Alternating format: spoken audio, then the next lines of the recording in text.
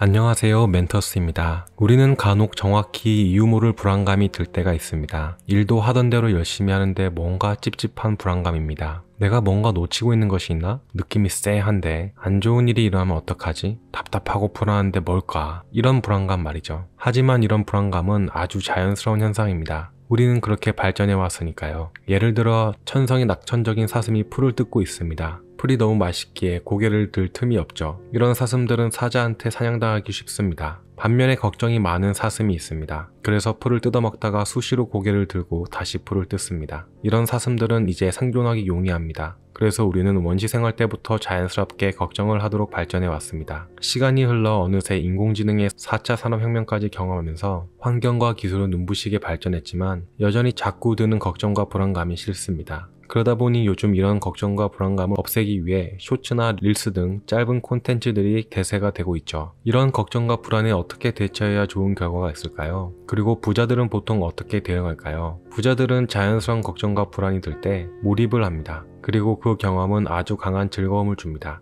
이 즐거움을 경험하게 되면 지금까지 좋지 않았던 불안, 걱정, 고난의 오르막길이 모두 성공 경험으로 대체가 됩니다. 그리고 이런 성공 경험을 한번 갖게 되면 앞으로는 기꺼이 오르막을 걸어가게 되는 것이죠. 습관이 답이다 책에서는 부자가 되기 위해서는 부자와 빈자의 시소를 이해해야 한다고 말합니다. 한쪽 시소에는 나의 습관 중 부자가 하는 행동과 습관, 반대쪽 시소에는 빈자가 하는 습관이 올려져 있습니다. 내 습관 중 부자의 습관이 50%를 넘어 51%가 될 때 시소는 기울어지고 실제로 현실에서 부자가 되어가기 시작합니다. 51%가 되기 전까지는 큰 변화를 느끼지 못합니다. 즉 51%까지 갈 수 있냐 없냐의 게임인 것이죠. 출발은 모두 가난하게 했지만 시간이 흘러 여전히 가난한 사람들이 있고 반대로 부자로 바뀐 사람들이 있습니다. 이 사람들의 차이는 과연 무엇일까요? 오늘은 성공한 사람과 가난한 사람은 정보 처리가 어떻게 다른지 알아보려고 합니다. 이 영상을 통해 우리는 부자가 되는 지도를 알게 되고 효율적인 전략을 세울 수 있게 될 겁니다. 출발은 같았지만 누구는 부자가 되었고 누구는 여전히 빈자입니다. 이 사람들의 차이가 굉장히 중요합니다. 부자와 빈자의 가장 큰 차이점은 나는 왜 가난할까? 라는 질문에 대한 답이 달랐습니다. 빈자들은 보통 걱정이나 불안이 들 때 나는 부모님을 잘못 만났어. 저 친구는 부모를 잘 만났어. 많은 도움을 받으니 성공했어 라고 말합니다. 즉 외부 환경에서 이유를 찾습니다. 그래야 더 편하고 불안감이 줄어드니까요. 마음이 편해졌으니 오늘 내가 할 수 있는 작은 노력을 하지 않게 됩니다. 같은 걱정과 불안감에서 부자들의 유형은 나도 노력하면 할 수 있겠는데 불안한 이유가 뭘까? 이를 찾아서 아주 조금씩 바꿔보자 라고 내부 환경에서 이유를 찾습니다. 이 차이는 아주 중요한 기준이 됩니다. 외부 환경에서 찾게 되면 현재 불안과 걱정보다 더 즐거움을 줄 수 있는 자극으로 빠지게 됩니다. 반대로 내부 환경에서 찾게 되면 내가 할 수 있는 것이 무엇이 있지 하면서 몰입으로 이어지기 때문입니다. 그만큼 많은 사람들이 이 기준에 대해서 말한 적이 있죠. 나 자신에게 원인을 찾고 해결할 수 있다고 생각하는 단계를 자의식 해체, 회복 탄력성, 성장 마인드셋, 남 탓하지 않기, 메타인지, 자기 객관화, 그릿, 의식을 내면에 둔다, 주인의식 등으로 표현됩니다. 이와 반대로 자의식, 에고, 회복 취약성, 고정 마인드셋, 남 탓, 비메타인지, 자기 주관화, 피해의식, 자기 연민, 의식이 외부에 있다 등으로 표현됩니다. 같은 신호에 반응이 다른 것이죠. 하지만 자수성가 부자들도 처음에는 이제 나는 할 수 없어 이렇게 비관하고 사회만 원망했던 적이 있었습니다. 중요한 것은 이건 역시 자연스러운 과정이었고 이런 과정을 여러 번 반복하다 보니 점점 관점을 외부 환경이 아니라 나의 안, 내부 환경으로 바뀌게 되는 계기가 생겼다는 것이죠. 그리고 이 과정은 개인 성장뿐만 아니라 부자가 되어가는 과정과도 정확히 맞물려 있습니다. 이 단계를 좀 더 빠르게 나의 내면으로 향하게 만드는 손쉬운 방법이 있습니다. 바로 지금의 나와 같이 똑같은 흙수저였는데 성공한 사람의 책이나 스토리 50가지를 읽는 것이죠. 이런 성공한 스토리를 한 50건만 읽으면 뇌의 시냅스가 바뀌게 됩니다. 무의식이 바뀌기 시작한다는 것입니다. 스탠포드의 캐럴 드웩 교수가 어떤 사람이 성공하고 어떤 사람이 성공하지 않느냐를 비교 연구했는데 그 차이가 바로 마인드셋이라고 밝혔습니다. 어떤 사람들은 능력은 타고난 거다 라고 생각하는 반면 다른 사람들은 능력은 개발될 수 있다라고 믿는다는 것이죠.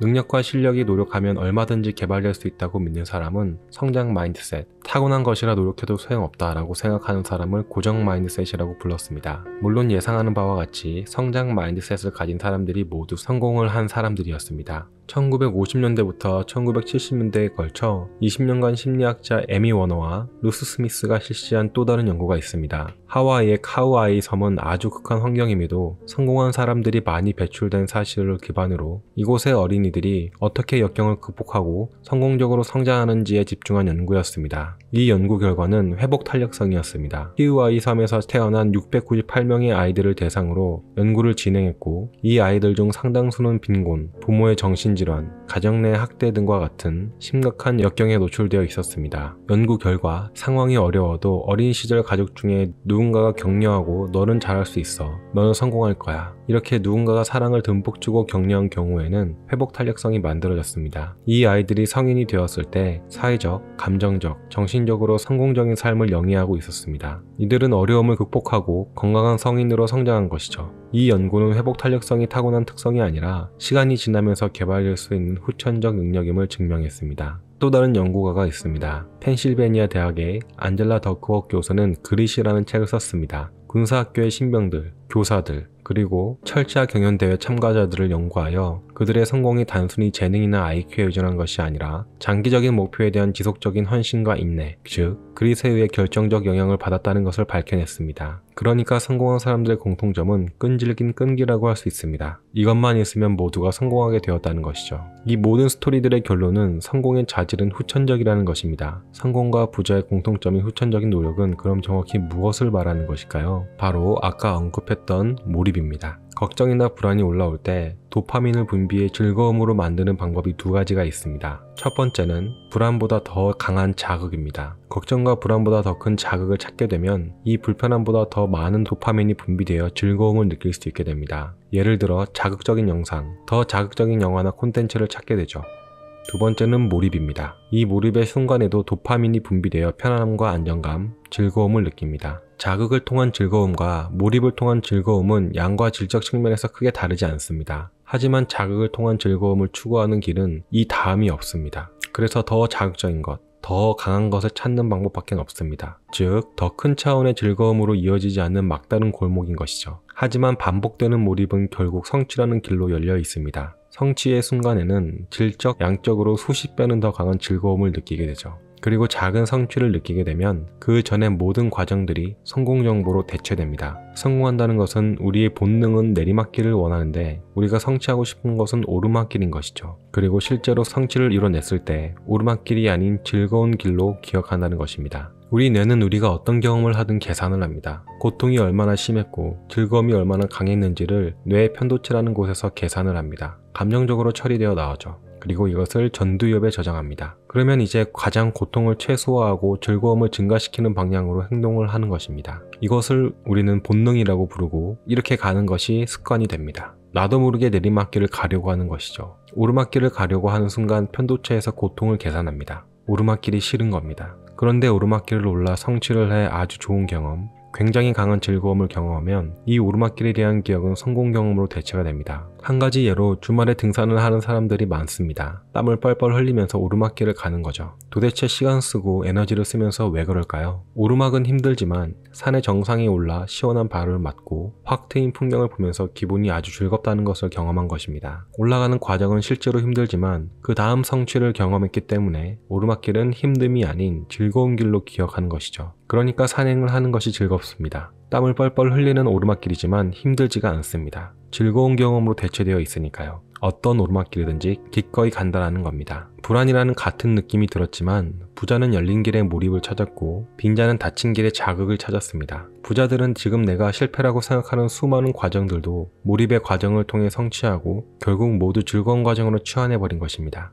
몰입은 이렇게 하면 실패하지 않을까? 저렇게 하려면 어떻게 되지? 등이 아닙니다. 이것은 걱정에 집중하는 것이지 몰입이 아닙니다. 몰입은 결과에 집착하지 않고 덤덤하게 지금 내가 할 수 있는 것을 하는 것입니다. 이것을 꼭 이뤄야만 해 하고 집중하면 몰입하기가 어렵습니다. 해결 못할 수도 있지만 내가 할 수 있는 최선을 다해보자 라고 할 때 목표는 있고 지금 과정에만 집중하게 됩니다. 이것이 몰입입니다. 몰입을 하면 사실 마음이 편안해집니다. 반대로 걱정에 집중하면 긴장이 됩니다. 즉 몰입은 이완된 집중인 것이죠. 우리 뇌는 정보를 입력하기도 하지만 정보를 인출하기도 합니다. 무엇을 암기하고 외우면서 기억을 저장할 때는 각성된 상태가 유리합니다. 기억을 저장할 때는 단기 기억을 만드는 물질인 도파민, 세로토닌, 노르에피네프린인데 그 물질이 각성된 상태에서 많이 나기 때문입니다. 그런데 내가 목표를 세우고 하나씩 이뤄가는 과정은 문제 해결과 같습니다. 즉, 아이디어를 내고 문제를 해결하는 것은 기억을 인출하는 과정입니다. 우리는 의식적으로 다 인지하지 못하지만 어마어마한 양의 장기 기억들을 갖고 있습니다. 어릴 때부터 지금까지 경험하고 공부하고 이제 학습한 모든 것이 장기 기억으로 저장되어 있는 것 모두가 잠재력입니다. 이런 기억을 인출할 때 아세틸콜린이라고 하는 호르몬이 분비됩니다. 이 호르몬은 이완될 때, 부교감 신경이 우세할 때, 소위 우리가 명상을 할 때 나오는 호르몬입니다. 이완된 상태로 편안하게 쉬는 상태에서 아이디어가 나온다던가 문제 해결의 실마리를 얻게 됩니다. 그래서 우리는 일상생활에서 샤워를 할 때, 운전할 때, 걸을 때의 아이디어가 잘 나오게 됩니다. 이 중에서 아세틸콜린이 가장 많이 나오면서 장기 기억을 많이 인출하는 상태는 잠이 든 상태입니다. 즉, 선잠을 자고 나서 문제가 정리될 때가 많습니다. 다시 말해 몰입이란 이완된 집중을 말합니다. 이런 이완된 몰입을 하는 사람들을 보면 하루 종일 몰입을 유지하는데도 전혀 지치지가 않습니다. 이런 몰입을 하면 즐거움의 도파민이 나오기 때문에 지치지 않고 성취까지 도달할 수 있게 됩니다. 오늘은 걱정과 불안이 올라올 때 빈자들과 부자들은 어떤 선택을 했는지 알아봤습니다. 빈자들은 외부 환경에서 새로운 자극을 찾았다면 부자들은 바로 내부 환경에서 몰입을 찾았습니다. 몰입은 어렵고 긴장되고 힘들고 지루한 집중이 아닙니다. 이완되고 편안하고 쉬운 집중이죠. 이런 몰입으로 성취를 이루고 큰 즐거움을 맛봤습니다. 그리고 그간의 모든 오르막길을 의미 있고 즐거운 길로 바꿔버렸습니다. 그리고 기꺼이 또 다른 오르막길을 선택하게 됩니다. 여러분들도 가끔 불안이 올라올 때 이것을 자연스러운 현상이라고 편안하게 인정하고 편안한 작은 몰입을 한번 해보시면 어떨까요?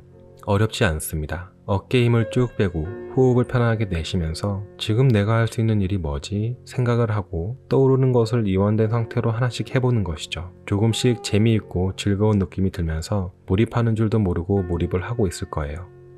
오늘도 여러분들이 한 뜸 더 부자가 되어가는 하루가 되시길 바랍니다. 끝까지 시청해주셔서 감사합니다. 매일 10분 멘토의 지혜를 얻다의 멘터스였습니다. 여러분에게 조금이나마 도움이 되셨다면 구독과 좋아요를 눌러주세요. 매일 함께 더 큰 부자가 되어가는 멘터스가 되겠습니다. 감사합니다.